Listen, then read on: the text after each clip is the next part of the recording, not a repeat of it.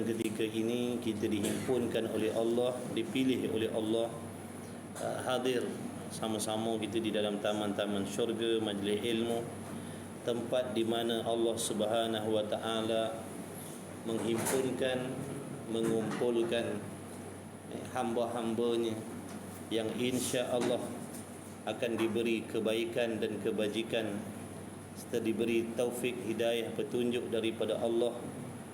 Dan insya-Allah di mana tempat-tempat yang akan Allah Ta'ala himpunkan segala hamba-hambanya yang akan diberi petunjuk, dipermudahkan jalan-jalan untuk masuk ke syurga Allah Subhanahu wa taala.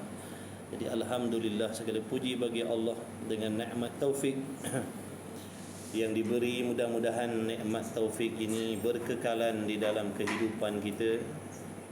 Mudah-mudahan Allah Ta'ala senantiasa memilih kita untuk hadir di dalam majlis ilmu, sehinggalah kita dijemput oleh Allah Subhanahu wa taala. Jadi pertama-tama sekali, mari kita sama-sama memperbetulkan qasad kita, niat kita.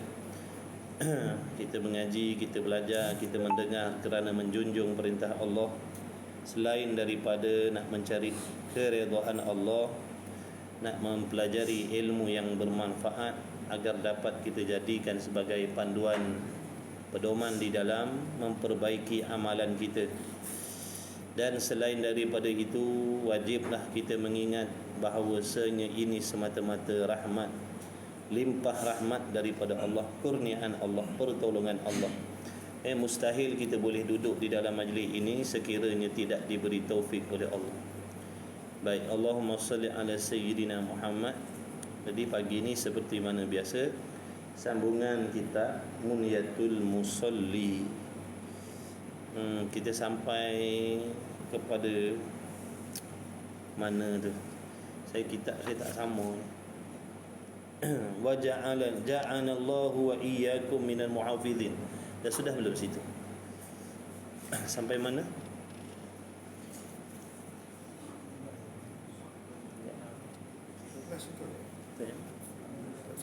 Sini. Munibina ilaihi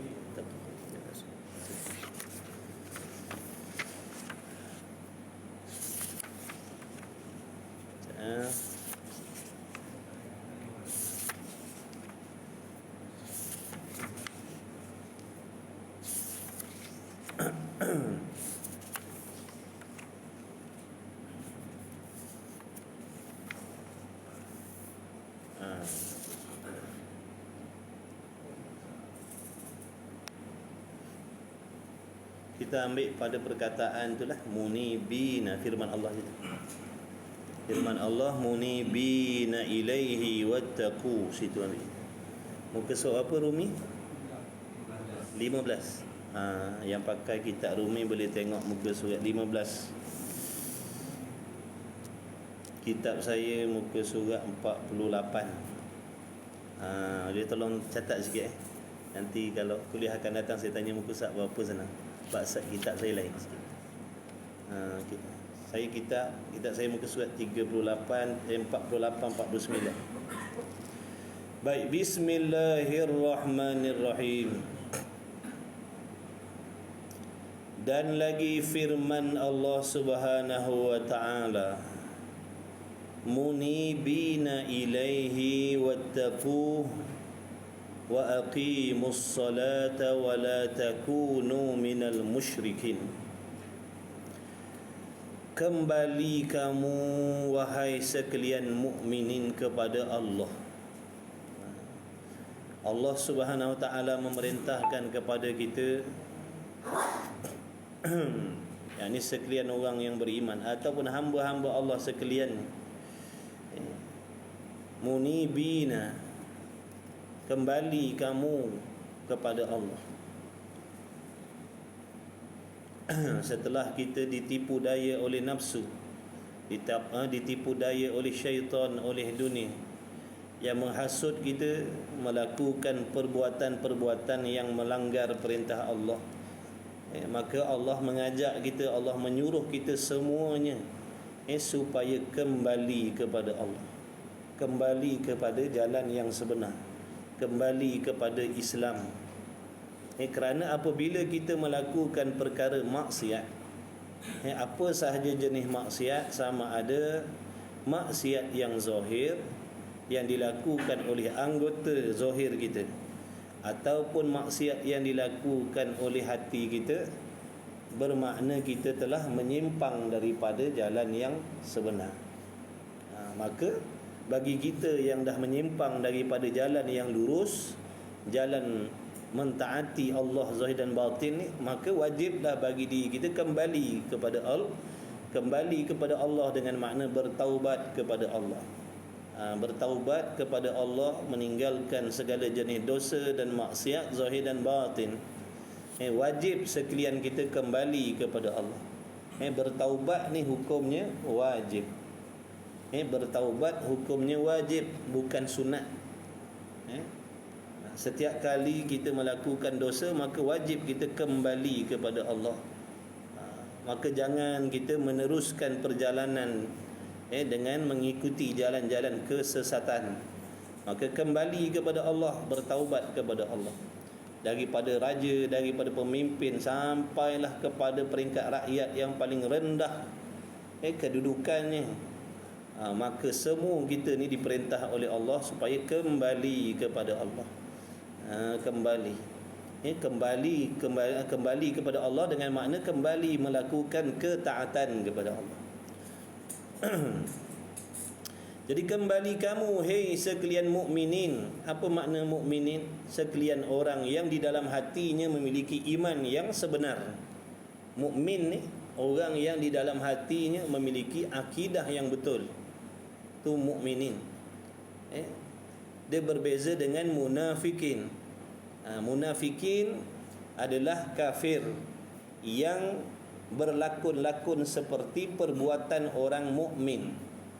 Orang kafir yang bermuka-muka, orang kafir yang berlakon-lakon, menzahirkan perbuatan orang Islam. Itu kafir munafik. Mereka juga sembahyang seperti kita, mereka berpuasa seperti kita, mereka menunaikan haji umrah seperti kita, mereka menutup aurat seperti kita, mereka baca Quran seperti kita, mereka ke surau, ke masjid juga seperti kita. Tetapi pada hakikatnya hatinya tidak memiliki akidah yang betul terhadap Allah. Ini munafikin. Wajiblah kita mengetahui apa itu munafik dan apa itu orang yang beriman, supaya kita boleh menjauhkan diri kita daripada termasuk di dalam golongan munafik ni. Munafik ni bukan orang Arab. Mana-mana orang, mana-mana bangsa yang pada zahirnya melakukan perbuatan orang Islam, padahal hatinya tidak memiliki akidah yang betul terhadap Allah, itu kafir munafik nama dia. Kafir munafik ni kalau seandainya dia mati, tidak sempat nak kembali bertaubat kepada Allah, maka berkekalanlah dia di dalam neraka besok, wal a'yadzubillah. Jadi jangan kita faham menunaikan solat, berpuasa, menunaikan haji umrah itu menunjukkan seseorang itu orang yang beriman di sisi Allah. Belum pasti lagi, kerana ada perbezaan di antara Islam dan iman. Apa Islam? Islam bermaksud orang-orang yang mentaati zahirnya, mengikut perintah Allah pada zahirnya. Macam perbuatan kita sekarang ni, duduk mengaji, duduk belajar, sembahyang, ini namanya Islam. Adapun iman tak boleh dilihat dengan mata, kerana iman itu bermaksud pegangan dan kepercayaan di dalam hati. Golongan munafik ni dia zahir dia semayang, tapi kepercayaan di dalam hati bukan maknanya pegangan yang betul terhadap Allah. Mereka tidak mempercayai Allah, mereka tidak mempercayai Rasulullah sallallahu alaihi wasallam, mereka tidak mempercayai Al-Quran, tetapi zahirnya melakukan perbuatan seperti orang beriman. Boleh faham sebab ramai salah faham, tuan-tuan. Ramai yang salah faham. Bila salah faham ni kita takut Banyak orang yang solat tapi hatinya berbelah bagi dengan Allah. Dia solat cukup 5 waktu, tapi hatinya berbelah bagi dengan Allah. Ada hukum hakam daripada Allah yang dia percaya, dia terima, dia setuju. Dalam masa yang sama ada juga kalam-kalam Allah yang dia tolak. Ada juga hukum hakam Allah yang dia nafikan, yang dia tak terima. Dalam masa yang sama Quran tu dia tak percaya semua. Ada ayat-ayat Allah yang dia terima, ada ayat-ayat Allah yang dia tolak, dia nafikan. Tapi solat 5 waktu. Bila Ramadan berpuasa, sampai musim haji pergi haji, pergi umrah. Cara pakaiannya sama, berkopiah, berjubah, bertelekung dan sebagainya.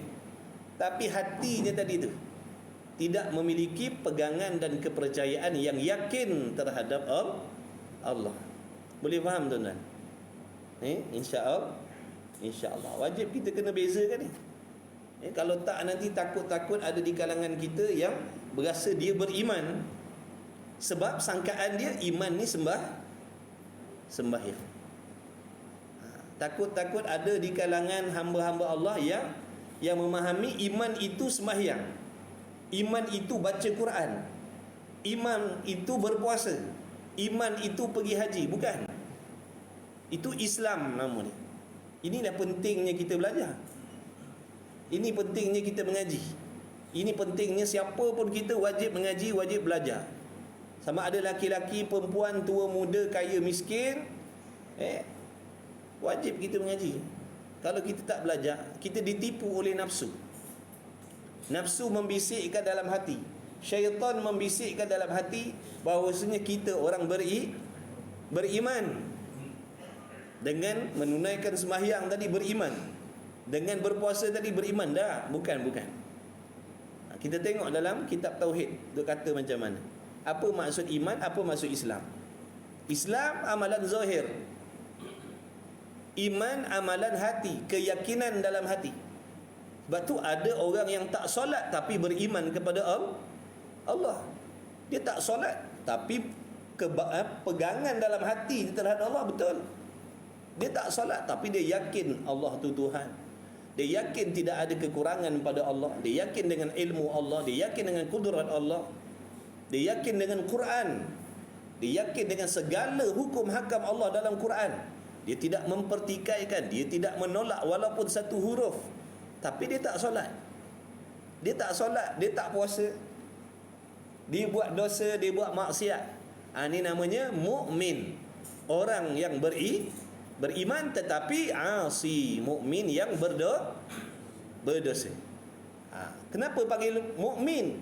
Kerana dia hatinya memiliki akidah yang betul terhadap Allah, terhadap Quran, terhadap Rasul. Kenapa pula asi, berdosa, maksiat? Kerana tidak menunaikan apa yang diperintah oleh Allah. Namanya mukmin yang asi, orang beriman yang berdosa kepada Allah. Tapi kita tak naklah duduk dalam makna kelakuan yang macam ni. Cuma nak bagi tahu, ada orang yang tak solat, tak puasa tapi beriman, dan ada orang yang solat tapi tidak beriman. Boleh faham? Dia solat tapi ragu-ragu dengan Quran. Itu namanya orang solat tapi tak beriman. Dia solat tapi ragu dengan Allah, ragu dengan Nabi, ragu dengan apa yang dikhabarkan oleh Rasulullah SAW, ragu dengan kiamat. Ini namanya orang yang munafik, namanya kafir munafik. Wal'iyadha billah min dhalik. Wajib kita terang tu. Kalau tak ngaji mustahil kita boleh beza, tuan-tuan. Kalau kita tak mengaji mustahil boleh beza.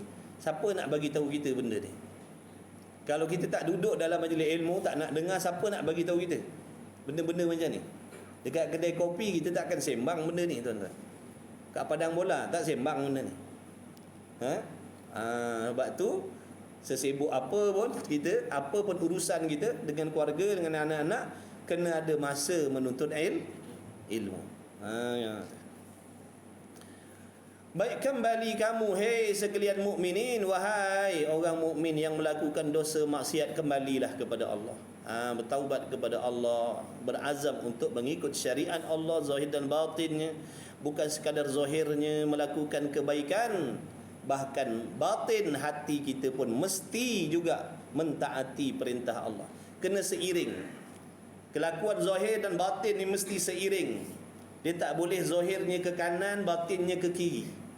Zahirnya taat kepada Allah, hatinya maksiat dengan Allah, tak boleh. Takkan pergi ke mana? Kata ulama, takkan pergi ke mana. Meskipun sembahyangnya banyak, puasanya banyak, hajinya banyak, umrahnya banyak, Qurannya banyak, tapi hatinya penuh dengan maksiat. Hatinya hasad, hatinya dengki, hatinya ujub, hatinya riya, hatinya takabur, hatinya syak dengan Allah. Tak boleh. Dia kena seiring. Kerana dalam ibadat ni ada pantang, ada pantang larang. Jangan kita faham dalam agama ni asalkan buat Allah terima, asalkan buat Allah terima, buat saja nanti bawa balik pahala sebanyak-banyaknya. Tidak semudah itu, tuan-tuan. Tidak semudah itu. Nabi dah pesan dah, nak masuk syurga ni, jalan-jalan nak menuju ke syurga Allah Ta'ala ni penuh dengan sakit, penuh dengan kesedihan, penuh dengan kesusahan. Jadi bukan kita nak masuk syurga ni bukanlah suatu jalan yang penuh dengan keseronokan, bukan. Bukan. Nak masuk syurga ni penuh kedukaan, nak kena berperang dengan nafsu, berperang dengan manusia, berperang dengan dunia dan macam-macam lagi. Jadi benda tu menyakitkan, benda tu menyusahkan. Betul? Jadi ada pantang dalam ibadat. Tak boleh mengumpat, tak boleh berdengki, tak boleh hasad, tak boleh sangka jahat, tak boleh dendam. Ni semua pantang ni. Bagi orang yang beribadat wajib berpantang dengan benda-benda ni. Kalau tidak, balik kita akhirat besok tangan kosong.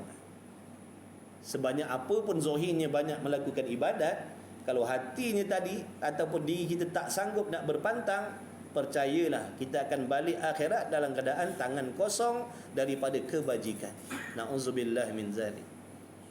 Na'udzubillah, minta jauh. Penat buang masa beribadat, buang harta buat ibadat, tapi tidak ada hasil kebaikan, kebajikan yang kita dapat bawa balik. Kerana apa? Salah cara melakukan ibadat. Salah. Saya sembahyang banyak tapi mengumpatnya banyak. Saya wakafnya banyak tapi berdengki saya tak tinggalkan. Apa yang saya dapat? Bukankah Nabi dah pesan di antara sifat hati yang merosakkan, menghancurkan segala pahala amal ialah dengki. Betul? Tak pernah dengar ke macam mana? Ke dengar tapi tak faham? Maknanya kita kena tinggalkan dengki. Kalau kita nak apa yang kita buat hari ni, semayang, puasa dan sebagainya, kalau nakkan kebajikan tu kita bawa balik akhirat, kena berpantang daripada berdengki. Jangan berdengki. Jangan berdengki. Kalau tak nanti penat kita. Kalau balik tangan kosong tak apa. Ni tangan kosong dari kebajikan tapi penuh dengan dosa. Orang lain beribadat bawa balik kebajikan banyak, kita beribadat bawa dosa banyak. Mengumpat kena pantang. Nabi dah pesan, orang mengumpat ni kebajikan ni akan dipindahkan kepada orang lah. Ke Nabi cakap dongeng, ke Nabi sembang bohong. Nabi tidak dusta. Kalau Nabi kata hapus pahala. Kalau Nabi kata dipindahkan segala pahala amal kebajikan, dipindahkan.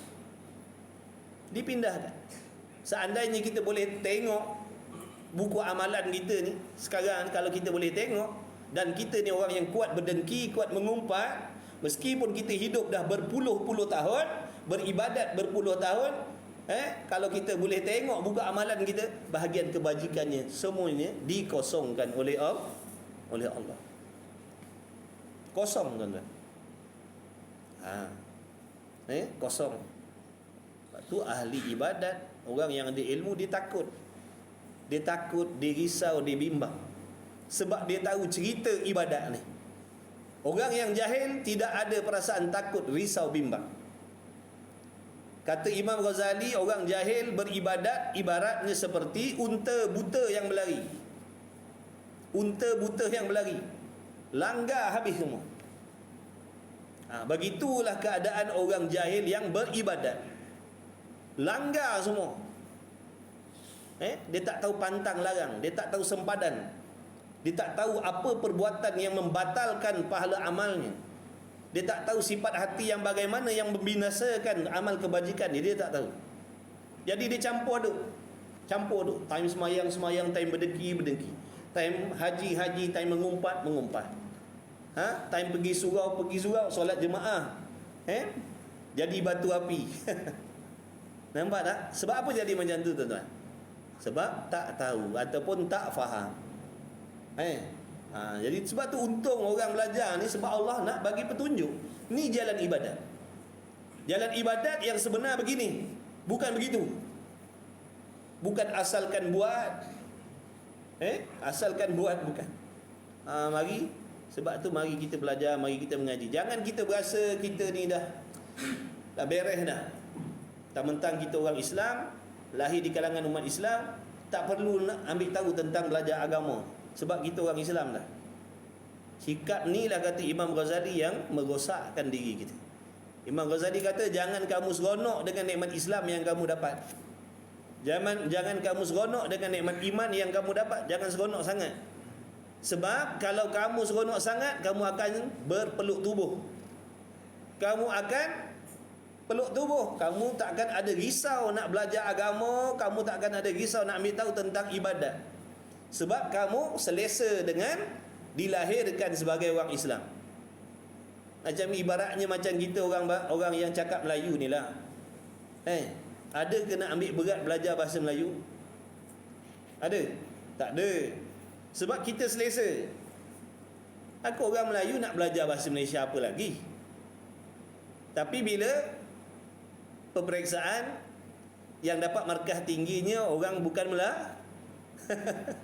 Betul tidak? Orang bukan Melayu, keputusan peperiksaan dia bahasa Melayu markahnya lebih tinggi daripada orang Melayu.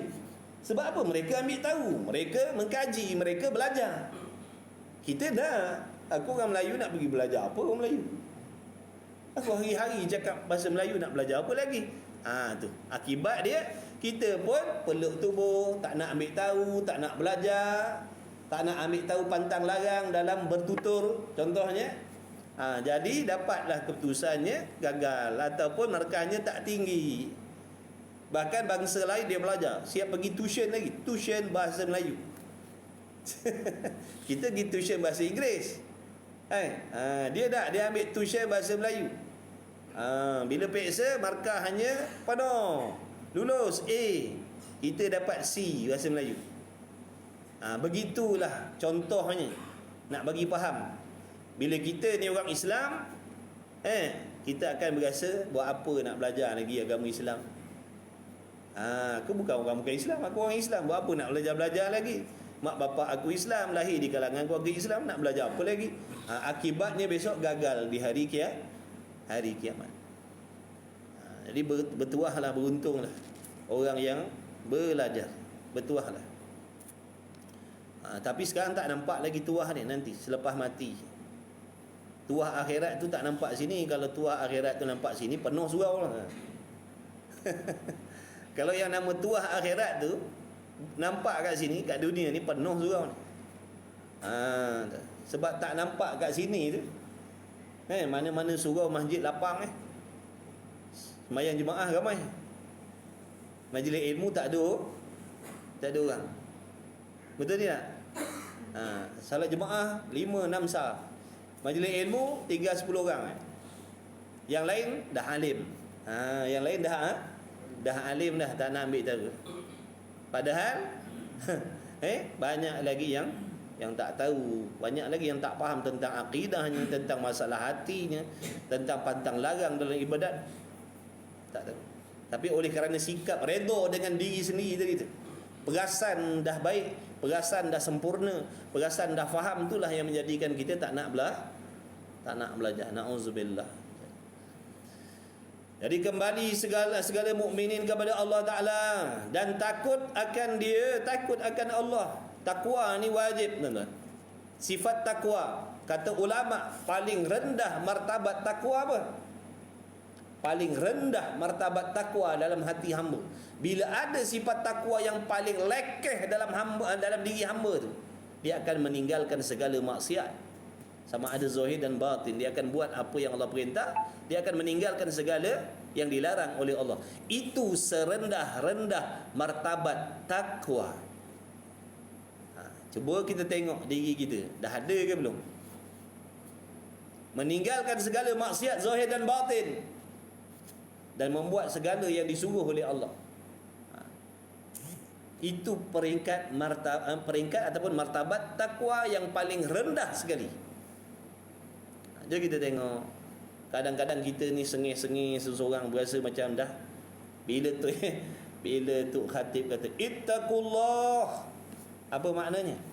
Dahlah kamu takut kepada Allah dengan sebenar-benar takut. Kita tersengih-sengih, rasa macam kena panggil. Rupanya diri kita tak masuk pun dalam tu. Tok kata ittaqullah, dahlah kamu takut kepada Allah haqqa tuqatih, takut sebagai sebenar-benar takut. Kita rasa terpanggil. Padahal serendah-rendah peringkat takwa pun tak ada dalam diri kita. Mengumpat dengan senang hati, berdengki dengan senang hati. Allah suruh ngaji fardu ain, kita buat tak peduli. Allah suruh solat, kita buat tak peduli. Takwa apa je tu? Makna tak ada lagi sifat takwa dalam hati kita. Bila tak ada, sepatutnya ini yang perlu kita takut, risau, bimbang. Bukan risau tak ada duit je, tuan-tuan. Risau harga beras naik, tapi tak takut imannya merosot. Risau tentang hal-hal dunia, tapi tak risau tentang hal kiamat, hal akhirat. Kita risau tentang persiapan hidup dunia, tapi kita tak pernah risau tentang persiapan hidup nanti selepas mati. Bagaimana kita nak mati kalau tak ada ketakwaan dalam hati kita? Ini di antara perkara yang sepatutnya dirisaukan, dibimbangkan. Aku ni tak ada lagi ketakwaan. Macam mana kalau Allah ambil nyawa aku dalam keadaan tak ada lagi sifat takwa ni dalam hati aku? Ini yang sepatut kita renung-renungkan, yang kita risaukan, yang kita bimbangkan. Mata aku tak baik lagi, suka tengok maksiat. Telinga aku suka dengar perkataan yang haram. Lidah aku masih tak berhenti daripada bercakap benda yang haram. Hati aku ni suka berdengki, sangka jahat dan sebagainya. Ini yang sepatutnya kita risaukan. Tapi pernah tak kita risau? Tak pernah. Sebab pada kita tak penting pun nak risau tentang benda-benda ni. Yang pentingnya risau tentang kehidupan dunia. Duit kurang, duit tak cukup, nanti macam mana kalau duit tak banyak, kalau macam mana nanti harga barang naik. Yelah, memanglah kita kata risau, tapi masalahnya yang saya nak sampaikan sekarang ni, kita ni semata-mata risau tentang hal-hal dunia tadi. Sebaliknya tidak ada risau langsung tentang hal-hal akhirat. Jadi kalau tak ada, kena adakan risau ni. Kalau tak ada pun buat risau dulu. Buat risau dulu. Minta pada Allah supaya Allah timbulkan rasa risau tentang akhirat. Sebab itu pun anugerah Allah. Itu pun anugerah daripada Allah. Minta Allah bagi taufik supaya kita ni jadi hamba yang risau tentang mati, persiapan mati, risau tentang alam barzah, risau tentang padang mahsyar, risau andainya amalan kita ditolak, tidak diterima oleh Allah. Jangan risau harga beras naik je. Kecoh, pompeng, beras naik. Dan bila Allah kehendak berlaku lah. Allah yang menaikkan ekonomi, Allah yang menurunkan ekonomi, Allah yang meninggikan mata wang, Allah yang menurunkan mata wang. Betul? Kita orang beriman kan? Tidak berlaku sesuatu perkara melainkan dengan kehendak Allah. Sebab tu orang beriman dia lain.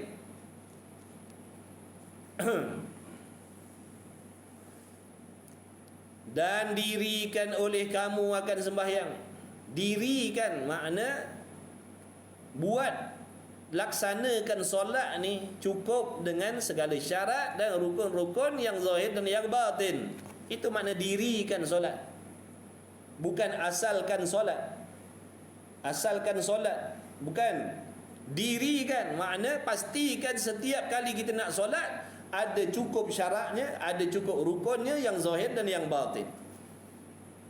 Apa syarat sembahyang? Apa syarat sah sembahyang? Apa perkara yang meluluskan sembahyang? Apa yang membatalkan sembahyang? Niat yang bagaimana menyebabkan sembahyang kita tak diterima oleh Allah? Akidah yang bagaimana kalau ada dalam hati kita menjadi asbab solat kita tak diterima oleh Allah? Apa benda? Tu kena belajar. Bila belajar baru tahu, oh ini syaratnya, oh ini rukunnya, oh dalam solat aku tak boleh niat macam ni, oh dalam solat aku tak boleh ada akidah macam ni. Kalau kita tak belajar, kita buat, asalkan buat lah. Assalamualaikum, Assalamualaikum, tak ada tangan, ya Allah terimalah solat aku. Tu imam baca, Rabbana taqabbal minna solatana, kita pun amin. Kita nak Allah terima solat kita, tapi kita sendiri pun tak pernah peduli tentang solat kita tu betul ataupun salah. Tak pernah peduli pun. Tu imam kata, lepas maghrib tunggu tuan-tuan, ada kuliah ni, kuliah fiqah malam ni. Malam semalam tauhid, malam ni fiqah, belajar bab solat. Kita buat pekak terabur lagi. Tapi sembahyang jemaah rajin. Sembahyang jemaah rajin. Masalah masbuk muafiq pun tak tahu.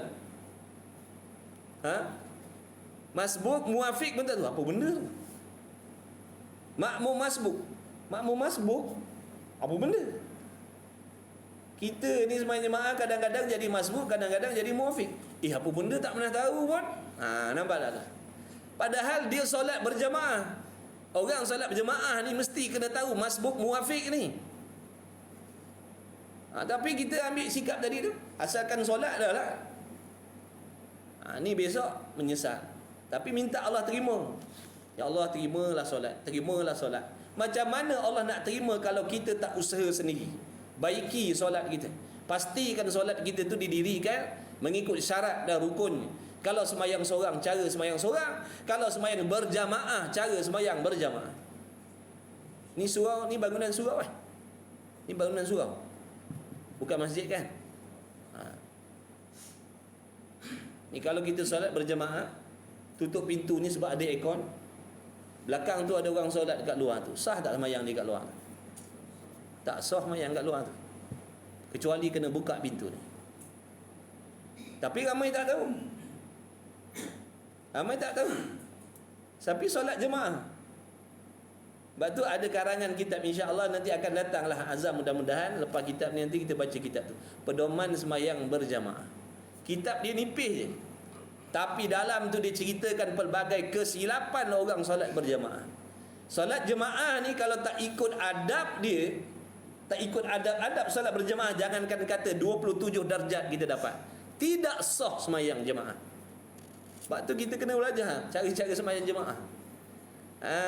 Ni kalau lebih-lebih lagi macam ni lah. Kalau bangunan yang bukan masjid, dia tak sama dengan bangunan masjid. Dia solat berjemaah ni ada beberapa kelakuan. Ada beberapa kelakuan. Kalau sembahyang di masjid lain cara. Bangunan selain masjid sempit undang-undang dia. Kalau bangunan masjid, dia punya undang-undang dia luas. Kalau ni contoh masjid, dalam ni ada separuh jemaah, kat luar pun ada jemaah separuh. Tingkap pintu tutup semua, berkunci pun tak ada masalah, sah orang dekat luar tu. Tapi kalau bangunan ni bukan masjid, yang dalam masjid, yang dalam ruang ni, dalam ruang berekon ni sah. Yang dekat luar tu dalam keadaan solat pintu ditutup, tak sah. Orang perempuan tutup rapat pintu, tengah sembahyang jemaah, tak sah orang perempuan. Sebab tu kena mengaji. Banyak benda nak kena belajar. Banyak benda nak kena belajar tuan-tuan. Bukan asalkan buat syok sendiri, minta Allah terima, tapi cara buatnya kita sendiri pun tak pernah ambil tahu. Mari mengaji. Tok Imam, Tok Bilal, Tok Imam lah khususnya, masjid-masjid Korea, sebelum Jumaat tu bagi tazkiyah, nasihat kepada masyarakat, mari belajar, mari mengaji. Masjid kita ni macam-macam, kuliah fardu ain ada, ni surau kosong, masjid kosong. Inilah gunanya hari Jumaat. Sebab tu seminggu sekali ni dihimpunkan muslimin ni supaya nak sampaikan benda-benda macam ni. Jangan harapkan khutbah aja. Khutbah ni kadang-kadang ceritanya tak ada hubung kait pun dengan Korea kita, betul? Tapi dah undang-undang kerajaan, teks khutbah dah bagi, kadang-kadang baca khutbah benda yang tak ada kena-mengena dengan kita punya Korea. Sebab tu ahli Korea tak berubah sampai bila-bila, kerana seminggu sekali yang ditegur bukan masalah umat di dalam Korea, umat di luar Korea. Jadi pada saya tak salah kalau seandainya kita nak berkhutbah, makna yang teks baca tambah sikit, sentuh masalah masyarakat yang ada di dalam Korea kita. Saya buat macam tu dulu, bab tu kena gam. Saya dulu buat macam tu. Khutbah dia bagi, saya baca. Tapi saya sentuh masalah masyarakat kampung yang keluar rumah dedah aurat, anak perempuan bebas keluar malam. Tegur, sebab ini yang berlaku dalam Korea kita. Sebab hari Jumaat ni yang tak solat 5 waktu pun datang, suami yang tak jalankan tanggungjawab pada bini pun datang. Jadi waktu ni lah nak ambil kesempatan nak memberi peringatan. Tu guna dia hari Jumaat tu. Hikmah tu, himpun seminggu sekali. Allah suruh berhimpun seminggu sekali supaya boleh memberi nasihat kepada umat. Tapi itulah masalah dia. Tertinggal satu huruf kan, kena gam. Sebab tengah baca khutbah kan ada yang tukang semak. Ni ada satu perkataan tinggal. Ini tak baca khutbah dengan betul. Dah tak boleh naik khutbah. Masa saya dulu lah, sekarang tak tahu lah macam mana. Waktu saya dulu macam tu. Waktu saya tanya, apa masalah, kenapa tak bagi saya naik khutbah lagi? Orang tak boleh jawab. Apa salah saya? Cuba beritahu. Saya ada ajak ke dalam khutbah tu, ajak orang buat maksiat. Dia daripada Tok Imam 1, Tok Imam 2. Saya masa tu Bilal tapi masa tu diberi peluang Bilal naik khutbah juga. Sekarang ada tak macam tu? Sekarang tak ada dah. Dulu dia bagi peluang. Maknanya dalam sebulan Bilal masjid ada peluang bagi khutbah juga. Dapat ke kita baca. Baca teks itu, tapi tambahlah nasihat pada masyarakat. Datang mengaji, sembahyang, begini begitu. Tak boleh. Cerita pasal mereka, cerita pada Palestin, betul lah. Tapi kampung kita ni, masyarakat kita yang tak sembahyang, yang tak mengaji, yang berjudi, yang sabung ayam, yang tikam ekor, siapa nak tegur? Nak harap dia datang kuliah lepas maghrib? Memang tak ada lah jawab dia. Itulah hari Jumaat, itulah peluang ni. Mudah-mudahan bila tegur mudah-mudahan sampai dalam hati dia. Kena main peranan ni dalam bab dakwah agama ni, kena main peranan. Kena ingatkan masyarakat ni memanglah macam-macam. Kita lah yang dah diberi tanggungjawab oleh sultan tadi tu, memegang jawatan-jawatan tadi. Kena usaha sebaik mungkin dengan niat kita supaya masyarakat kita tu ramai yang belajar agama, faham agama. Bila ramai belajar agama, faham agama, takut kepada Allah, senang tak urusan kita? Senanglah. Tak ada yang mencuri, tak ada yang berdengki, tak ada yang berdendam. Tapi bila tak ada takut dalam hati, tu ikut nafsu lah. Dan jangan ada kamu daripada orang musyrikin. Hendaklah kamu mendirikan solat, dan janganlah kamu tu masuk dalam kumpulan orang yang musyrikin. Musyrikin ni orang yang di dalam hatinya percayakan Allah, di dalam masa yang sama dia mempercayai yang selain Allah. Itu nama musyrik. Orang kafir musyrik. Allah pun dia percaya Allah lah Tuhan, kata dia. Allah kuasa, Allah boleh buat segala-galanya. tapi dalam hatinya pun i'tikad ada makhluk, ada selain Allah, seperti Allah juga berkuasa membuat sesuatu. Di i'tikad duit ni ada kuasa boleh memberi kesenangan, duit ni ada kuasa memberi kesusahan. Di i'tikad dalam hati dia macam tu. Jadi duit tu dah macam Tuhan pula sifat dia. Itu nama kafir musyrik. Bila dia mempercayai ada sesuatu selain Allah, seperti Allah sifat dia, boleh memberi manfaat seperti Allah, boleh mendatangkan mudarat seperti Allah, boleh memberi seperti Allah, maka musyriklah dia, menyengutukan Allah. Belajar akidah. Maka makna inabah, yakni kembali kamu kepada Allah, dan takwa itu dengan makna takut akan Allah Ta'ala. Sifat takut ni mesti ada dalam hati kita. Takut Allah tak terima amalan kita, takut nanti mati tidak husnul khatimah, takut nanti dalam kubur tak boleh jawab soalan munkar nakir, takut nanti dibangkitkan oleh Allah bersama-sama orang kafir, dihimpunkan bersama-sama musuh-musuh Allah. Takut nanti di hari kiamat Nabi tak mengaku umat, takut nanti di hari kiamat tak dapat syafaat Rasul, takut anak bini kita nanti tak selamat di hari kiamat. Kena takut. Takut dengan azab Allah, kerana sifat takut inilah yang akan mencegah diri kita daripada berterus-terusan melakukan dosa. Jadi dalam hati kita ni ada khauf, kena ada khauf, kena takut. Kerana sifat takut dalam hati itu fungsi dia nak mencegah diri kita daripada berseronok berterus-terusan membuat benda yang dibenci oleh Allah. Itu peranan sifat takut tadi tu. Ni tuan-tuan ni boleh datang mengaji, boleh datang semayang ni sebab apa? Takut ni, takut kalau tak semayang nanti dihukum dosa oleh Allah. Kalau tak mengaji nanti dihukum dosa oleh Allah, sebab mengaji fardu ain ni hukumnya wajib, sama seperti semayang. Kalau tak semayang 5 waktu berdosa, tak mengaji fardu ain pun berdosa. 15 tahun tak pernah semayang, 15 tahun lah tanggung dosa tak semayang. 15 tahun tak mengaji fardu ain, 15 tahun lah tanggung dosa tak belajar fardu ain. Maka dan takut itu, takut akan Allah Ta'ala, erti iqamatus salah, iaitu mendatang dengan dia atas wajah, atas jalan yang disuruh oleh Allah Ta'ala.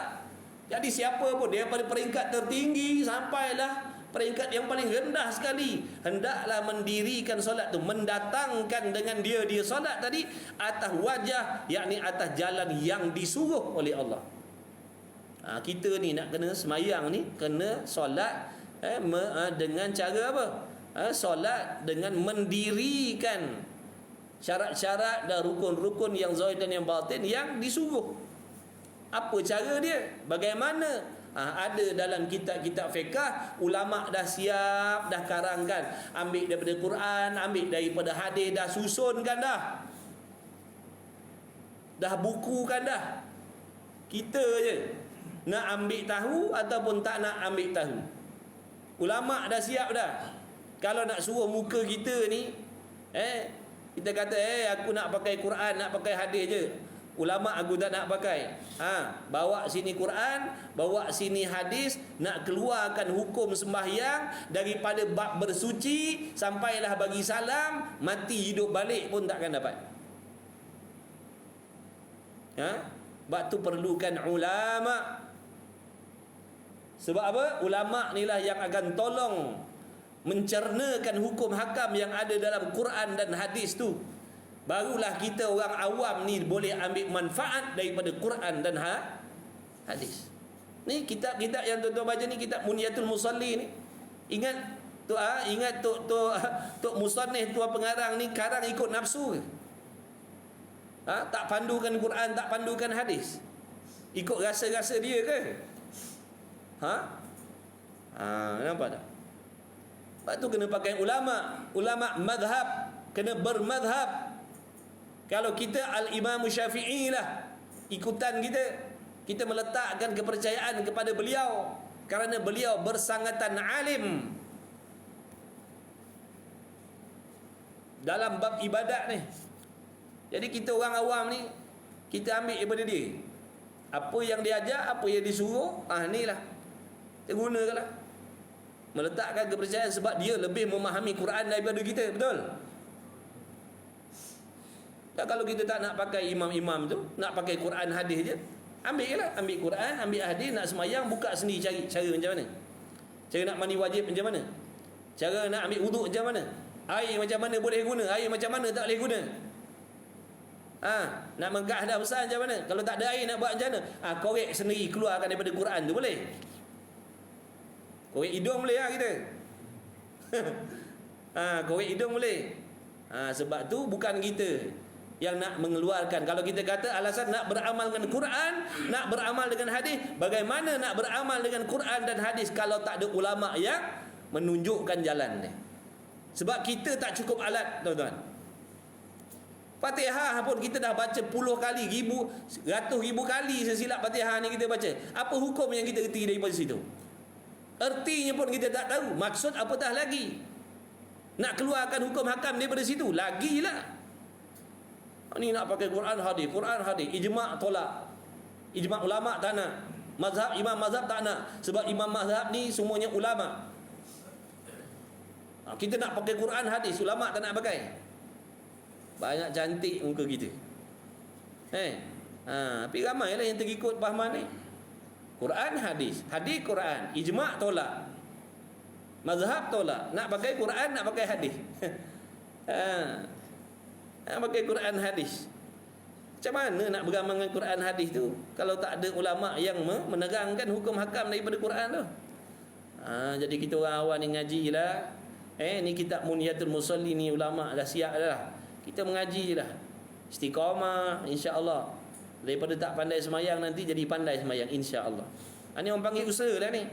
Usaha belajar, usaha mengkaji, usaha belajar tentang solat. Kemudian bila dah tahu, cuba amalkan apa yang kita dah belajar. Selebihnya serahlah kepada Allah. Barulah layak nak tadah tangan, Rabbana taqabbal minna solatana. Ya Allah, terimalah solat aku ni. Aku ni dah usaha buat dah. Macam mana ulama pesan tu, aku dah cuba buat dah. Mandi wajibnya begini, ambil wuduknya begitu, nak solat nanti sekarang takbiratul ihramnya begini, niatnya begitu, hatinya bersih daripada niat yang tidak ikhlas, akidahnya betul dah, akidah ahli sunnah wal jamaah. Kemudian begini begitu, terimalah ya Allah. Baru betul. Ini usahanya tidak, minta Allah terima je. Apa istimewanya kita ni? Apa keistimewaan kita? Beramal main hentam je nak Allah terima. Apa kita? Belajar. Nabi bersabda, talabul ilmi faridatun. Menuntut ilmu tu fardu ala kulli muslimin wal muslimatin, atas tiap-tiap laki-laki yang Islam, atas perempuan yang Islam. Tu. Laki-laki Islam pun kena mengaji, orang perempuan Islam pun kena mengaji. Khususnya fardu ain, fiqh, tauhid, tasawuf kena mengaji. Tu 3. Tajwid 1 lagi. Kalau baca Quran tak betul lagi. Dah ada belum jadual fardu ain dalam hidup kita ni? Ke mengaji fardu ain ni ikut masa lapang Masa lapang nanti datang belajar. Tak ada masa lapang tak belajar, macam tu. Tak selamat, tuan-tuan. Setiap orang, setiap individu, laki-laki dan perempuan, mesti ada jadual khusus pengajian fardu ain dia. Mesti. Bukan kata nanti masa lapang saya datang belajar. Tak ada istilah nanti masa lapang. Boleh tak kita kata nanti masa lapang solat? Nanti masa lapang saya solat lah. Tak boleh. Kecuali kita kena bagikan waktu supaya boleh begitulah juga mengaji fardu ain ni. Kan sama-sama wajib tu. Solat wajib, mengaji fardu ain juga wajib. Bukan mengaji fardu ain ni sunat. Mengaji fardu ain ni wajib, bukan sunat, wajib. Sama macam semayang. Kalau semayang kita terpaksa bagikan waktu, menuntut fardu ain pun begitu juga. Kita mesti bagikan waktu supaya dapat menunaikan kewajipan belajar fardu tauhidnya sekian waktu, tasawufnya sekian waktu, fiqahnya sekian waktu, tajwidnya sekian waktu, baru boleh mengaji. Kalau mati masa lapang ni, memang lapanglah surau. Sebab tu surau Masjid Lapang sebab kita buat mengaji agama pada ini, ngaji nanti masa lapang saya datang. Masa lapang saya datang. Tak lapang saya tak datang. Sebab tu lapang masjid.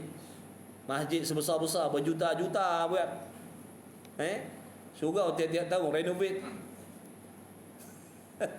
renovate. Jemaahnya 3 orang daripada dulu.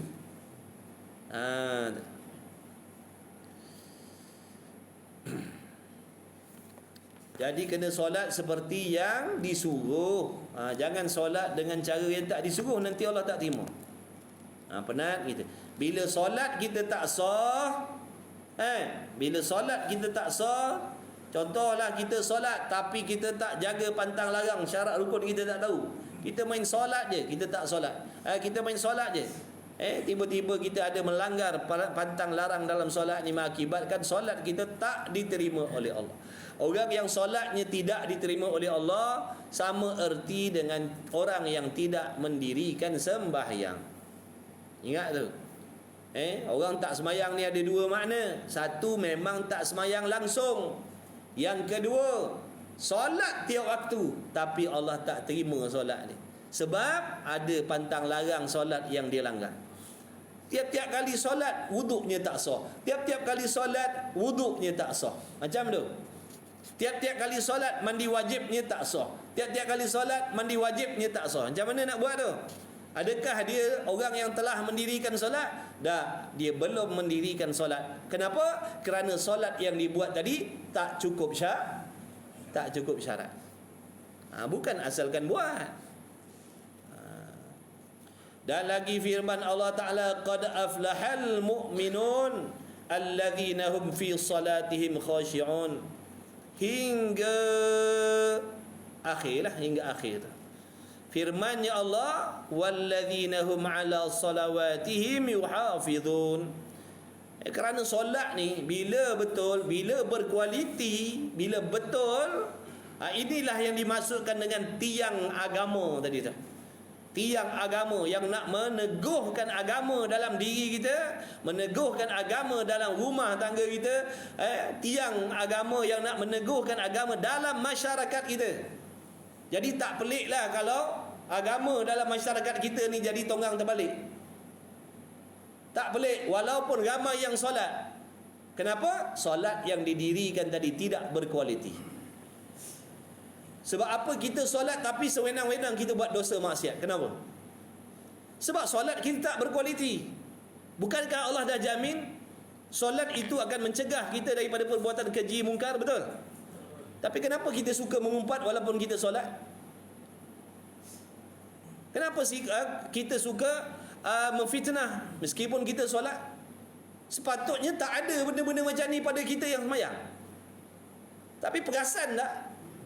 Perasan tak kita? Pernah tak kita perasan ataupun pernah tak kita tengok diri kita ni yang dah solat belas tahun, puluh tahun tapi mulut kita tetap nak cakap benda haram. Telinga kita tetap suka nak tadah dengar benda-benda haram. Hati kita suka berdengki, hati kita suka bersangka jahat, sedangkan kita dah solat puluh tahun. Ini di antara benda yang kita kena risau. Risau ni, aku solat puluh tahun tapi apa yang Allah janji aku tak dapat lagi. Kena semak balik, mana salah aku, mana silap aku. Allah tak mungkir janji. Allah dah janji orang yang solat dia akan selamat daripada perbuatan keji dan mungkar. Sama ada perbuatan keji ini tadi, perbuatan keji yang dapat dilihat oleh mata ataupun perbuatan keji yang tak dapat dilihat oleh mata. Maksiat hati itu keji, berdengki itu keji, mengumpat itu keji, dedah aurat itu keji. Apa sahaja maksiat itu semuanya keji. Tapi kita buat macam biasa meskipun kita tak meninggalkan jadi mesti ada masalah. Mesti ada masalah ni. Sebab kita tak dapat lagi apa yang Allah janji ni. Sepatutnya lidah aku ni takut dah nak mengumpat. Sebab keji mengumpat ni tak layak duduk pada orang semayang. Ini dah semayang, lepas semayang dedah aurat balik. Time semayang pandai tutup aurat, lepas semayang dedah aurat balik. Perasan tak benda tu keji? Kenapa kita buat? Kenapa kita buat dalam keadaan seronok maksudnya? Sebab kenapa kita buat dalam keadaan tak ada rasa bersalah pun dengan Allah? Sepatutnya paling tidak ada rasa berdosa, ada rasa bersalah. Tidak kita buat macam biasa, seronok tak ada rasa bersalah pun mengumpat. Tak ada rasa bersalah pun dedah aurat, tapi solat. Ini cerita orang solat ni. Sebab tu kita dah solat ni jangan berasa baik lah. Jangan berasa baik dah solat, jangan berasa baik. Tak baik lagi. Tak baik lagi. Jangan perasan kita dah solat, kita lah orang baik. Dah. Kena perhati. Inilah benda yang kita kalau tak duduk dalam kuliah tak terperhati benda ni, tak terfikir pun. Buang masa. Kalau duduk kedai tom yam, lepak kedai kopi, cerita pasal semayang, kira wali-wali lah tu. Kira set-set wali lah tu. Dia tarik satu. Kopi tarik satu, roti canai dua. Sambil-sambil nak menunggu tu. Solat ni, hakikat solat ni sebenarnya hati kita. Sembang pasal tu, orang sebelah dengar. Uish, dia macam ni, meja sebelah ni. Daripada tadi sampai ke habis cerita pasal semayang je. Tu kek set-set wali lah tu. Adanya tu. Minta maaf lah tuan-tuan. Yang mancing cerita pasal mancing, yang bola cerita pasal bola, cerita pasal hal-hal dunia. Sebab tu ada masa kena datang belajar. Sebab sini je lah masa 1 jam lah paling lama lah. Dapat dengar benda-benda macam ni. Mudah-mudahan jadi asbab terdetik hati kita mikir, tak ya juga, tak kena ni, nak kena berubah ni, nak kena sepatutnya lah. Mudah-mudahan ada perasaan macam tu bila kita dengar kuliah. Tapi kalau Allah dah pilih letak dalam majlis ilmu tu tanda orang baik-baik lah tu. Tanda Allah nak pilih jadi baik lah tu. Sebab Nabi bagi tahu, Nabi tak bohong.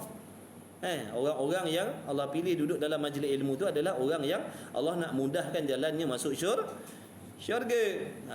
Dengan makna dalam ilmu tu nanti dia akan dapat petunjuk daripada Allah. Dia akan nampak kesilapan dia akan baiki. Besok belajar lagi, jumpa lagi kesilapan dia, jumpa lagi kelemahan dia, sama ada yang zahir yang batin, dia baiki lagi, dia usaha lagi, besok mengaji lagi, dapat tahu lagi salah silap. Makna lama kelamaan makin kuranglah kesilapannya dalam ibadat. Tapi tak perasan lah benda tu tak perasan. Sebenarnya dia dah ada perubahan dah dalam ibadat dia. Sebenarnya telah dapat kemenanganlah segala orang mukminun, orang yang beriman, sesungguhnya dapatlah kemenangan, iaitu orang yang ada mereka itu khusyuk. Kita semayang tak khusyuk, yakni tetap anggotanya tatkala semayang hingga akhir firman. Khusyuk zahir dan batin.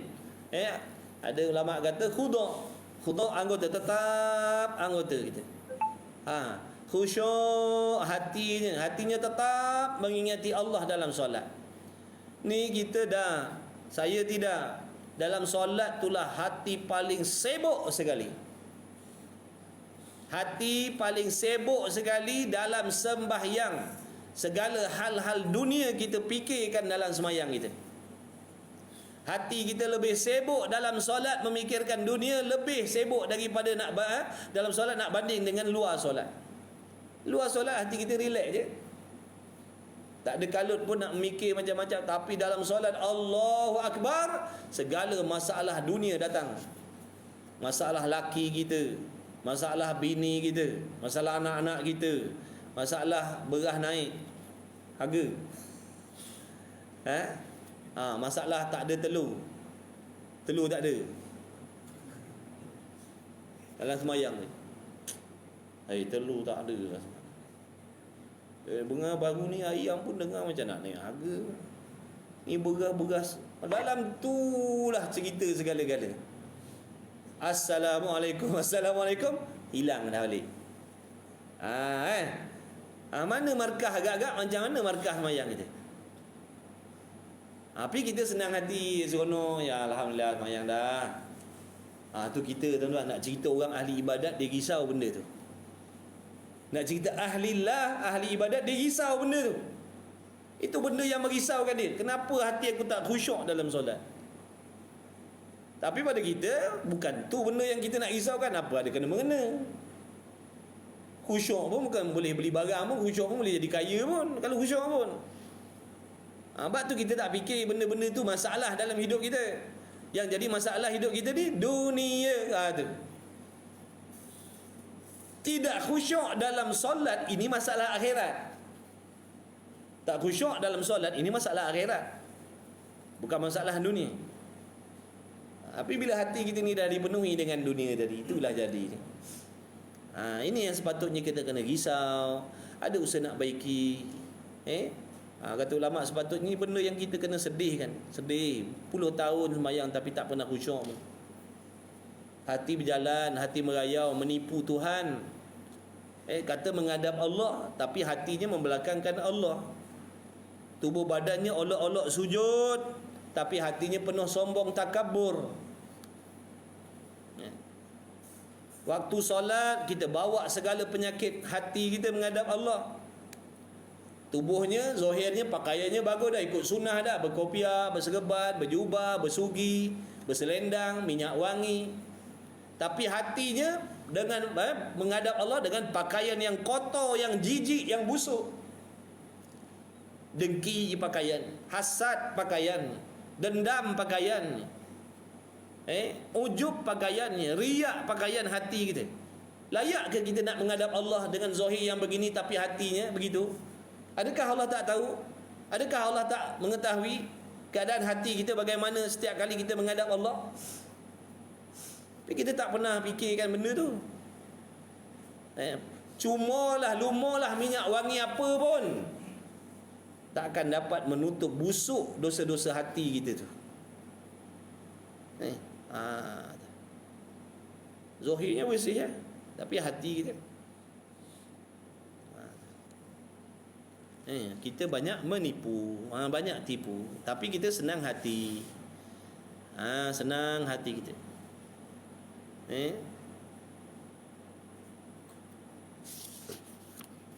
Beres dah. Assalamualaikum, Assalamualaikum, beres. Dah semayang dah.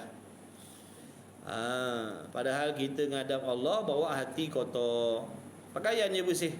Tu pun nasib kalau pakaian bersih. Kadang-kadang pakai pakaian yang bersih tapi mutanajis. Cara basuh tak tahu. Cuci pakaian tak tahu. Cara cuci najis tak tahu. Kita pun tak mengaji, bini kita pun tak mengaji. Pakaian kita serah kat bini kita. Bini kita yang basuh. Bini kita pun tak tahu cara basuh pakaian. Campur sekali pakaian mutanajis dengan pakaian suci. Basuh lebih kurang. Tak ikut cara-cara sepatutnya. Bersih sidai dah, wangi dah, rupa-rupanya masih mutanajis lagi. Kita pun pakailah kopiah mutanajis, kain serban mutanajis, kain selendang mutanajis, pakaian jubah mutanajis. Sah tak sembahyang? Telekong mutanajis walaupun putih bersih. Bersih lain, suci benda lain tuan-tuan. Tak semestinya benda bersih itu suci. Ni, saya punya selendang ni, walaupun bersih, kalau cara basuhnya tak betul, tak suci walaupun bersih, walaupun wangi. Belajar fiqh tu. Cara mencuci pakaian, cara cuci najis macam mana. Bukan main buat je. Tapi pada kita tak penting pun. Tak penting, bersih dah, wangi dah. Nanti menyesal, nanti ya Allah, puluh tahun aku atas dunia dulu semayang. Mana pergi pahala? Nak bagi pahala macam mana? Cara buatnya salah. Kita pun salahkan bini kita. Kau lah punya pasal ni dulu. Cuci pakaian tak pandai. Sehingga aku ni solat aku Allah tak terima sebab pakai pakaian yang kau basuh tapi tak ikut syariat, sehingga ini pakaian ni mutanajis. Inilah di antara sebab Allah tak terima solat aku kerana menanggung pakaian najis. Awaklah tak ajar saya dulu. Kita kena balik. Awak asyik-asyik ajak pergi pasar malam, pergi lepak tepi pantai, pergi makan tempat have viral. Awak tak pernah bawa saya pergi surau belajar mengaji? Ada dulu sekali. Kalau awak ajak banyak kali boleh jadi saya pergi, tapi awak ajak sekali je. Padang saya kata tak payahlah bang, awak pun tak nak, memang awaknya mahu. Besok hari kiamat kita akan saling menyalahkan. Sungguh, yang laki salahkan bini, yang bini salahkan laki. Siapa nak masuk dalam neraka tu tuan-tuan? Siapa nak masuk dalam neraka tu? Tak payah kat akhirat, tengok kat mahkamah dunia ni cukup dah. Waktu bersama, wah kau main, tidur sebantal, makan bersuap. Tengok bila berselisih kadang siap. Kau punya salah, congkel selagi ada, betul? Itu dunia tuan-tuan. Bukan ada api neraka pun dalam mahkamah tu. Ini mata neraka terpampang dah. Ada yang sanggup nak masuk? Waktu tu besok tak peduli. Kau anak, kau bini, selagi aku boleh salahkan kau, aku akan salahkan kau. Asalkan aku tak dibakar oleh Allah. Tu saja. Tu besok hari kiamat. Kita laki bini, anak-anak macam itulah besok. Saling mencari kesalahan, saling mencari kesilapan agar dirinya selamat daripada azab Allah. Jaga baik-baik. Sebab tu sayangkan bini berpada-pada atas dunia. Ajak dia mengaji, besok dia salahkan kita. Awak tak pernah ajak saya belajar, mana saya tahu cuci pakaian? Saya tahu cuci je lah. Dalam TV tu tunjuk macam ni, celup-celup 2 kali, lepas tu sidai dah bersih, bersinar-sinar, panah dah, wangi, bukan main lagi. Sampai jiran sebelah pun bau harum dia. Saya pun buat lah macam tu. Berat kita nak jawab. Laki, jaga orang laki-laki. Jangan ingat kita dah bagi makan cukup, rumah mewah, duit banyak, makan mewah, kita dah menjalankan tanggungjawab sebagai seorang suami. Kalau yang Allah perintahkan atas diri kita mendidik anak bini dengan fardu ain kita tak buat, tak ada jalan selamat tuan-tuan. Janganlah nak berasa aku suami yang baik dah, aku suami yang dah jalankan tanggungjawab. Belum. Kalau sekadar bagi rumah, bagi pakaian, bagi duit, tapi tak bagi ilmu agama, kita belum menunaikan tanggungjawab suami yang dipikulkan oleh Allah. Dah macam mana cara? Kita lah wajib mengajar. Wajib mengajar fardu ain. Kita wajib mengajar fardu ain. Bini dengan anak-anak kita tu tak pandai. Saya pergi mengaji kat surau pun untuk saya tak pandai nak ajak. Wajib bawa bini belajar, wajib bawa anak bini mengaji, atau wajib carikan guru untuk mereka. Tu je cara dia. Kalau kita nak lepas tangan, mentang-mentang kita tak pandai nak ajar, kita lepas tangan, tak selamat tuan-tuan. Jaga baik-baik. Jaga baik-baik. Besok kita punya amal kebajikan diambil oleh anak bini kita. Bak sini kebajikan, bak sini. Aku jadi macam ni dulu sebab engkau tak jalankan tanggungjawab. Dulu suaminya semayang tak pernah tinggal, akhirnya Allah humban masuk dalam neraka. Sebab apa? Kebajikannya dah diberi kepada anak bini. Anak bini minta hak balik. Akhirat jangan buat main-main tuan-tuan. Bukan macam mahkamah dunia. Waktu rehat boleh duduk kantin makan sekejap. Tadi bertekak dalam tu. Terrehat, mahkamah berehat 15 minit. Jom makan bawah jap. Kamu tekak balik. Dah. Ini mahkamah akhirat, jangan main-main. Tak ada sogok menyogok, tak ada tawar menawar. Bukti lengkap semua. Malaikat keluarkan catatan semua. Macam mana kita nak ngadap tu? Sikit lagi lah. Pukul 7 kita berhenti boleh? Pukul 8 dah. Betul ke jam ni? Kita mulai tadi pukul apa? 6.30. 6.35. Nak kena berhenti dah ni. Minta maaf lah. Belajar lah pula.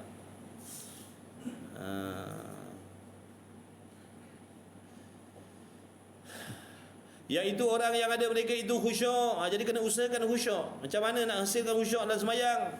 Di antaranya mengambil tahu tentang erti bacaan, erti bacaan, maksud-maksud bacaan, zikir-zikir yang kita baca dalam solat.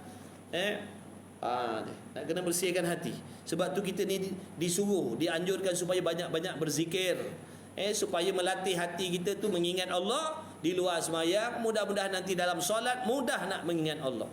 Mana khusyuk ni hati kita mengingat pada Allah, hati kita hanya bersibuk berbimbang memikirkan wazifah, maknanya perkara yang bersangkut paut dengan urusan sembahyang. Itu khusyuk. Hati kita mengingat Allah, mentadabbur erti dan maksud solat, bacaan-bacaan, zikir-zikir yang kita baca dalam solat, dan memikirkan wazifah urusan sembahyang. Lepas ni nak baca apa, ni rakaat berapa, tu masih masuk dalam kata khusyuk lagi. Ni kita solat kadang-kadang tak hadir hati macam mana. Kena usahalah. Tak ada orang yang sempurna, tapi usaha tu nak memperbaiki solat tadi. Kerana solat yang betul, yang berkualiti inilah nanti yang akan menjadi pencegah kekejian dalam hidup seseorang. Kalau dia minum arak, semayangnya betul, dia akan tinggalkan arak dia. Kalau dia orang yang suka dedah aurat, kalau solatnya benar, berkualiti, dia akan tinggalkan dedah aurat dia.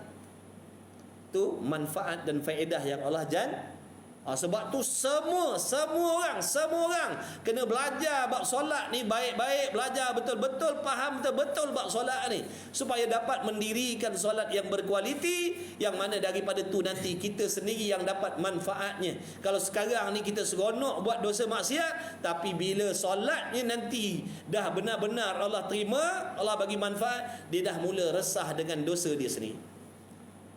Dia dah mula resah dah. Dia dah tak senang dengan dosa yang dia buat. Walaupun dia buat, dia dah mula rasa resah dah. Tak seperti dulu. Dulu dia buat dosa dengan rasa tak bersalah, buat dosa dengan rasa seronok, buat dosa dengan rasa bangga. Tapi bila Allah dah mula nak baiki dia faedah, nak bagi dia faedah solat, dia dah mula rasa tak sedap buat. Dia buat lagi tapi rasa tak sedap dah.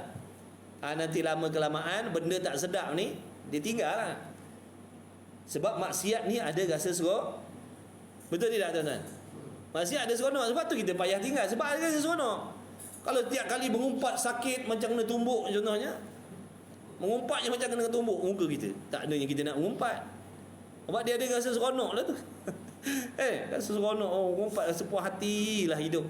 Rasa bahagia bukan main lagi kalau dapat cerita hal orang tu. Sebab dia ada seronok tu.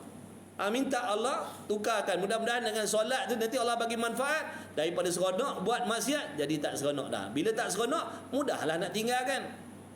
InsyaAllah. InsyaAllah.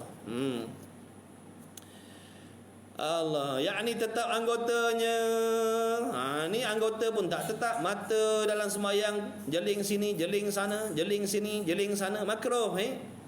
Kadang-kadang muka tak toleh tapi matanya muka tunduk je, tapi mata orang masuk dia pandang. Dia kenal siapa masuk. Kereta melintah dia cam nombor plate berapa. Sebab apa makruh? Kerana mengganggu. Apa yang kita lihat, dia akan bermain-main dalam hati. Apa yang kita lihat dalam sembahyang, waktu kita sembahyang, apa yang mata kita pandang, itulah yang akan dipikirkan oleh hati kita. Makna hilanglah khusyuk. Makna hati kita dah beralih dah daripada mengingat Allah, mengingat apa yang kita pandang dengan mata kita. Sebab tu sunat suruh tengok tempat sujud. Sunat tengok tempat sujud. Supaya hatinya tidak memikirkan perkara-perkara yang selain daripada urusan sembahyang. Tengok tempat sujud. Tengok tempat sujud pun tak khusyuk. Tengok. Sebab apa? Tengok benda tersembunyi dalam sejadah kita. Cari objek tersembunyi. Ni macam muka anjing je. Ni macam lambang Kristian pula ni. Tak khusyuk lagi. Kan? Dalam solat tu lah sibuk nak cari benda tersembunyi dalam sejadah dia tu. Tadi waktu duduk imam tak sampai, relax je. Carilah dulu sebelah imam sampai. Ni waktu takbir Allahu Akbar, dia mula pun cari. Ni celah bunga ni macam anjing pula ada. Pegang tu imam Allahu Akbar. Fatihah dah baca belum? dah baca belum Fatihah? Rukuk aje lah. Habis. Dan tadi hati kita duk leka mencari benda sembunyi dalam sembahyang tu. Lepas tu lah tak teringat Fatihah dah baca ke belum. Betul tak? Pernah buat lah tu tak? Biasalah kita.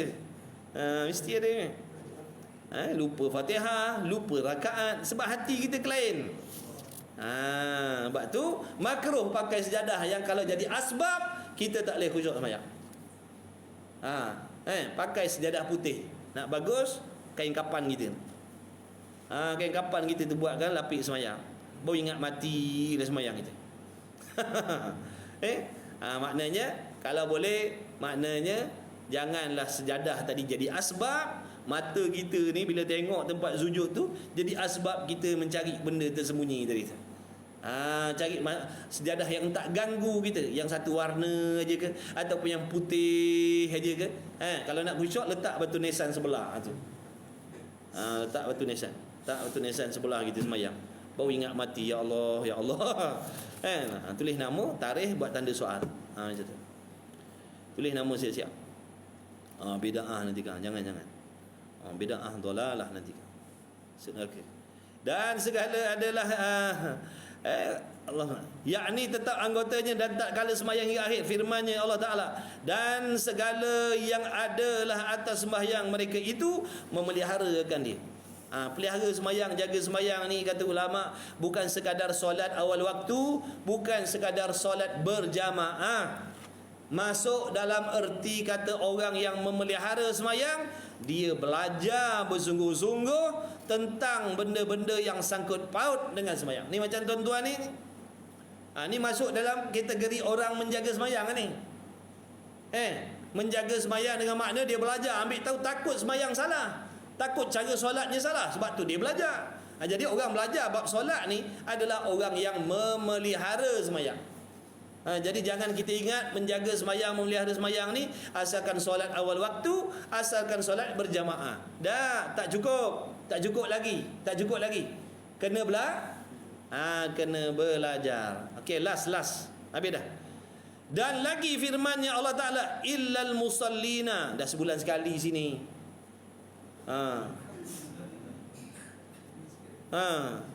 Sebulan sekali. Takkan tak boleh lama sikit. Kalau tiap-tiap minggu tak apa. Sebulan sekali. Tu pun kalau saya datang. Kalau saya tak datang, makna setahun berapa kali je sini kuliah? 10 kali je. Betul tak? Setahun 12 bulan. Raya puasa dah memang tak mengaji. Puasa dah memang tak mengaji. Dah tolak 2 bulan. Dah tinggal 10. Kalau saya tak datang, silap setahun 4 kali kita ngaji kitab ni. Siap lah 8 tahun baru habis ni. InsyaAllah topak lah, panggil lah ustaz-ustaz lain tu yang tiap minggu punya tu. Membaca lah juga kitab bab semayang Jangan harap ni je. Kita ni mengisi kekosongan je ni. Mentara nak tunggu guru yang betul-betul. Illal musallina alladhina hum ala salatihim daimun. Melainkan orang yang sembahyang yang atas mereka itu yang berkekalan memeliharakan dia. Tu dia. Dia jaga sembahyang, dia pelihara betul-betul. Dia hiaskan betul-betul sembahyang dia. Dia ambil tahu takut bacaannya salah, takut rukunnya salah. Dia jauhkan perbuatan-perbuatan yang makruh dalam solat. Dalam solat ni pun banyak perbuatan makruh yang mana kalau kita buat mengurangkan pahalanya. Maka diistisnakan, yakni dikeluarkan mereka itu daripada bagai manusia yang dijadikan perangai mereka itu terkejut dan keluh kesah, mengenakan mereka itu kejahatan. Maksudnya orang yang apabila sembahyangnya baik, berkualiti, sempurna, sempurna khusyuknya, sempurna khuduknya, dia akan menjadi orang yang senantiasa tenang. Dia akan tenang walaupun dalam diri, dalam hidupnya, dalam rumah tangganya pelbagai masalah, dia akan menjadi orang yang sentiasa tenang. Dia tak jadi orang terkejut, dia tak akan jadi orang yang menggelabah dah. Ketenangan Allah akan bagi dia. Itu di antara faedah sembahyang. Kita tengok alim ulama. Dia ada kalut-kalut macam kita. Dia ada kucak kacir macam kita. Padahal masalah dia lagi besar daripada kita lagi, tuan-tuan.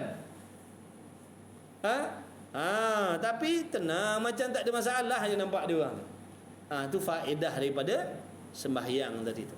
Kita dah menggelupu kita. Menggelupu kita. Hati kita tu, hati kita. Allah. Dan apabila mengena mereka itu kebajikan, ditegahkan kebajikannya daripada mengerjakan akan kebaikan. Wallahu a'lam. Jadilah tandalah situ. Bulan depan pula kita jumpa, insya-Allah. Mudah-mudahan Allah panjangkan umur kita semua, diberi umur yang panjang lagi, berkah, diberi kesihatan, keafiatan, dipermudahkan segala urusan dunia akhirat. Mudah-mudahan senantiasa diberi taufik oleh Allah untuk melakukan amal soleh, memperbaiki ibadah kita. Insya-Allah, mudah-mudahan Allah sentiasa pilih kita duduk dalam majlis ilmu, bagi kita taufik, rajin belajar agama, rajin menunaikan solat berjamaah, insya-Allah.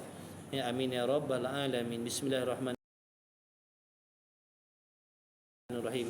Alhamdulillahirabbil alamin wassalatu wassalamu ala Rasulillah. Allahumma rabbana fa'na bima 'allamtana, rabbana 'allimna alladhi ma yanfa'una, rabbana faqih ahlana wa qarabati lana fi dinina ma'a ahli qutri untha wa dhakar. Wa sallallahu ala sayyidina Muhammad wa ala alihi wa sahbihi wa baraka wasallam. Walhamdulillahirabbil alamin. Taqabbalallahu minni wa minkum, minna wa minkum.